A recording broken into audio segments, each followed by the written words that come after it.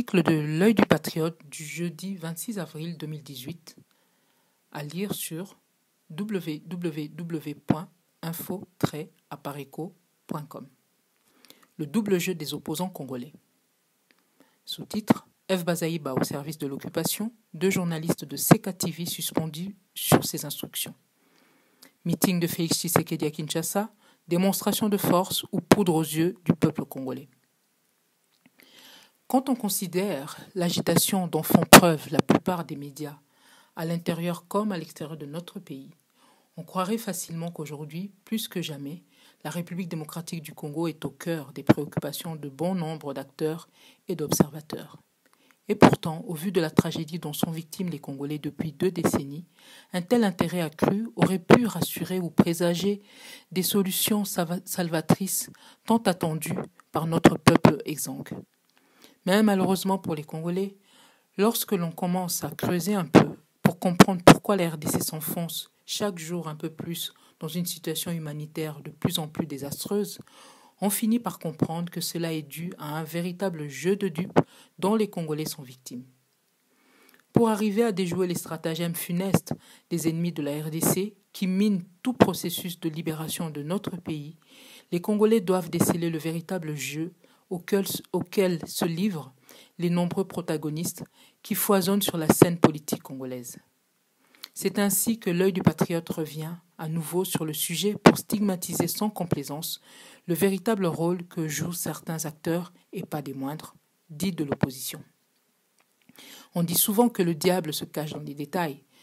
C'est pourquoi nous invitons une fois de plus les Congolais à prendre la peine d'analyser froidement certains actes posés ou certains propos tenus par ses compatriotes en vue d'en tirer les leçons et les conséquences qui s'imposent.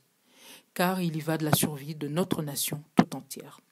Sous-titre: F. Bazaïba fait suspendre 2 journalistes de CKTV suite à la diffusion d'un appel au boycott des élections lancé par une maman congolaise. L'incident aurait pu passer inaperçu tant les Congolais ne savent plus à quel sein se vouer face à toutes les difficultés auxquelles ils sont confrontés. Mais c'était sans compter avec la vigilance des nombreux patriotes qui veillent désormais au grain et qui ont alerté la résistance. Et c'est ainsi que notre rédaction a appris que lors du journal télévisé de CKTV, entendé par la Canal Kin TV, du jeudi 19 avril 2018 à 20h, sur cette chaîne appartenant à Jean-Pierre Bemba et au MLC, 2 journalistes présentateurs ont relayé le message de Madame Nathalie Myriam Ngoy, prophétesse de son État, qui a souhaité alerter les Congolais contre le processus électoral en cours. Madame Ngoy a prévenu les Congolais avec insistance en leur disant que s'ils commettent à nouveau l'erreur d'accepter de participer à des élections orchestrées par la Kabylie, ce qu'ils vivront après ces élections sera pire que tout ce qu'ils ont vécu jusqu'à présent. Quelques heures à peine après cette diffusion, c'est Madame Bazaïba, secrétaire générale du MLC et superviseur de CCTV et CKTV, les 2 chaînes TV de Jean-Pierre Bemba, qui a mis personnellement la pression sur les responsables de la chaîne pour obtenir la suspension immédiate et à durée indéterminée des 2 journalistes impliqués dans ce qui semble être devenu une affaire d'État pour Madame Bazaïba. C'est ainsi que messieurs Yannick Moulengo, chef d'édition, et Pyrrhus Pembele, secrétaire de rédaction, sont suspendus illico presto depuis près d'1 semaine au motif que le MLC, qui soutient l'organisation des élections, ne doit pas faire passer ce type de message sur ses chaînes de télévision. Vive le culte de la pensée unique! N'est-ce pas paradoxal de voir qu'un parti politique qui en public clame militer pour la démocratie, le respect des libertés fondamentales, dont celle de liberté d'expression, n'est-ce pas paradoxal de voir un tel parti se livrer à ce point à des censures aux relents dictatoriaux? À l'heure où de nombreux Congolais semblent renouer avec leur foi chrétienne et saluent les prises de position des personnalités chrétiennes comme le cardinal Mosengo ou le pasteur Ekofo, en quoi le message prophétique de cette dame pouvait-il réellement déranger la plupart des Congolais, et particulièrement ceux qui se réclament de l'opposition? D'autant plus que ce message s'inscrit dans le principe biblique décrit dans le chapitre 12 de l'évangile de Matthieu, qui invite les chrétiens à plus de vigilance contre la persévérance de l'ennemi. N'est-ce pas un message utile Pour les Congolais, qui après s'être fait rouler dans la farine en 2006 puis en 2011, sont en passe de revivre ce cauchemar, voire pire, s'ils ne comprennent pas à temps qu'avec ou sans Kabila, les élections organisées par le régime en place ne feront que pérenniser l'occupation et la misère du peuple congolais pour qui la solution réside dans le soulèvement populaire. Si Jean-Pierre Bemba, qui était au sein des institutions politiques et disposé de milliers d'hommes fortement armés et équipés, s'est fait voler la victoire et n'a rien pu faire contre Kanambe et ses complices, que peut bien faire F. Bazaïba pour contrer ce régime d'occupation plus enraciné aujourd'hui en amenant le peuple congolais aux élections avec les mêmes bourreaux qu'auparavant? Réalise-t-elle seulement que chaque minute que la RDC perd dans les tergiversations entretenues par les prétendus opposants de son genre coûte cher à notre population en nombre de vies fauchées inutilement et met gravement en péril toute la nation congolaise? Il appartient aux Congolais de ne plus se laisser duper. Sous-titre: Meeting de Félix Tshisekedi à Kinshasa, démonstration de force ou poudre aux yeux. Comme à son habitude, l'œil du patriote ne cesse de scruter toutes les rencontres publiques ou secrètes concernant la RDC, tant à l'intérieur du pays qu'à l'extérieur. En attendant donc de livrer à nos lecteurs notre analyse détaillée sur le sommet de la double troïka de la SADC en Angola, notre rédaction a choisi de revenir sur le fameux meeting tenu par Félix Tshisekedi ce mardi 24 avril 2018 à la place Sainte-Thérèse à Njili, dans la ville de Kinshasa.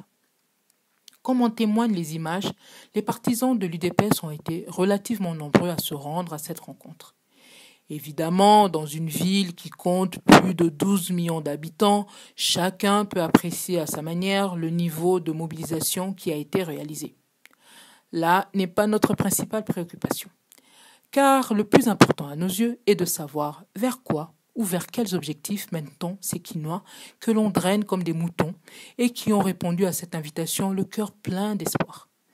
Nous craignons fort que cette fois soit exactement comme toutes les fois précédentes. Eh oui. En effet, il ne suffit pas de drainer derrière soi 10 000 Congolais, 100 000 Congolais. Encore faut-il les amener à bon port.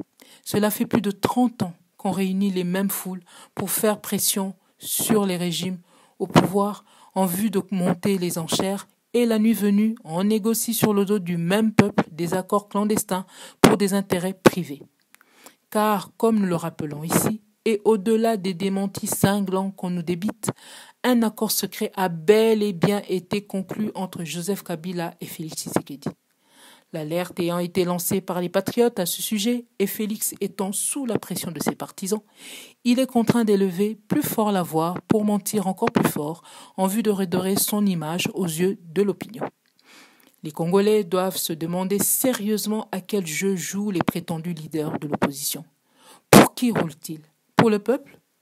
Pour Kabila ou pour eux-mêmes? Il suffit d'observer un phénomène pour déceler le piège que ces hommes tendent au peuple congolais. En effet, qui peut définir aujourd'hui la configuration réelle de l'opposition? Tenez, il y a 2 ans, ces leaders de l'opposition ont quitté Kabila et présenté au peuple congolais leur plateforme appelée G7. Quelques mois après, ils ont créé leur union sacrée à Ginval, le rassemblement de l'opposition, RASOP, pour battre qui? Kabila aux élections. Quelques mois après, les mêmes leaders présentent en Afrique du Sud leur plateforme des opposants congolais, appelés Ensemble, et élisent un Zambien, Moïse Katumbi, pour battre Kabila aux élections. Mais l'UDPS n'est pas dans la plateforme. Cependant, Félix Tshisekedi félicite son frère Katumbi. Quelques semaines après, l'UDPS élit à son tour Félix Tshisekedi, président de l'UDPS, et le proclame candidat aux élections pour battre qui? Kabila aux élections. À son tour, Moïse Katumbi félicite son frère Félix Tshisekedi. Et cerise sur le gâteau, Gabriel Kyungu et Délice Sanga du G7 félicitent à leur tour Félix Tshisekedi et précisent « Nous sommes des alliés ». Alors, question. A-t-on déjà vu 2 candidats à la présidence dans un même pays être des alliés politiques sans que l'un ait accepté de céder sa place à l'autre? Félix Tshisekedi et Moïse Katumbi sont-ils des rivaux, des alliés ou des marionnettes? Et que dire de leur proximité avec Vital Kamerhe, dont tout le monde dénonce aujourd'hui l'accointance avec le même Kabila? Que cache leur jeu? Le fanatisme tribal et le goût démesuré de l'argent ne doivent pas nous aveugler. Les Congolais doivent refuser que les politiciens se servent chaque fois d'eux comme des moutons ou une monnaie d'échange pour négocier leurs intérêts privés et ceux de leur famille. Si Kabila a fait le cadeau à l'UDPS de tenir son meeting, c'est parce qu'il sait ce qu'il gagne au retour. L'UDPS ne parle plus, dans ses slogans, du retour de Kabila au Rwanda comme en 2011. La Dupri a donc fait son chemin. Les Congolais doivent se faire à l'idée qu'il n'y aura pas d'élection à la fin de cette année 2018. Et pour les préparer à accepter cette pilule, Kabila recourt, comme d'habitude, aux politiciens congolais et autres membres de la société civile. Joseph Kabila leur fournit donc des arguments à l'appel et c'est à eux de faire le job auprès des Congolais pour que bientôt on ne parle plus que d'eux, prolonger les délais. Mais pour faire avaler la pilule au peuple congolais, le travail de contestation est la stratégie choisie. La prétendue opposition concentrera l'attention du peuple congolais sur les débats concernant les préalables requis pour organiser ces élections, tels que la fameuse machine à voter, le fichier électoral, le recensement et patati et patata. Et cette mascarade aboutira, en toute logique, au nouveau glissement déjà convenu avec Kabila depuis bien longtemps. Pour ceux qui ne l'auraient toujours pas remarqué, les accords de la Saint-Sylvestre offrent la primature à l'opposition, autrement dit, au parti politique le plus représentatif de celle-ci. Le deal est donc déjà scellé avec la bénédiction de la communauté internationale. Pour tout observateur averti, les simagrées de Félix Tshisekedi ne peuvent donc plus camoufler le fait que, depuis les accords d'Ibiza dont découlent ceux de la Saint-Sylvestre, il est devenu le meilleur allié de Kabila pour pérenniser le régime en place.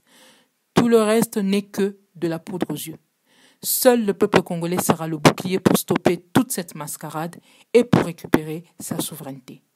Paris, le 26 avril 2018, Candido Keke, L'œil du patriote, www.info-apareco.com.